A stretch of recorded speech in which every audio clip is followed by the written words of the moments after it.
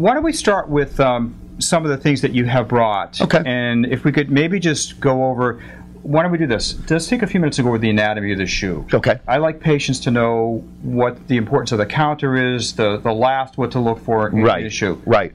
Well, I brought some examples. Sure. So I'm going to start with this actually. Yeah, absolutely. This is technically not a last. This is a stretcher. It's a shoe stretcher.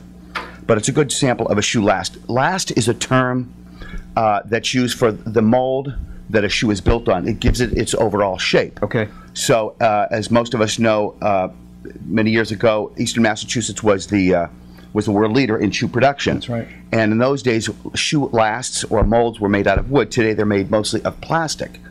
But some of them have a more tapered toe. They can be a little bit more pointed.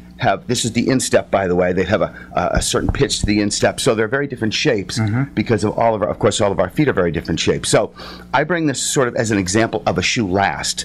And so I've also brought a bunch of different shoes here. Now, sure, these all have very different shapes because they're built on different lasts. They're made by different companies. And shoes have really come a long way over time, especially for individuals who have particular needs, such as deep toe box for hammer toe, bunions, and so forth. This particular one, for example, is what's called an extra depth shoe. This is a true extra depth shoe.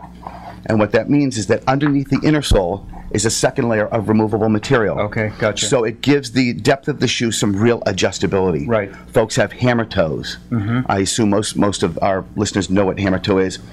It's where the toes, rather than sitting flat, actually the knuckles sort of curl up like that, and so they need greater depth in the front of the shoe.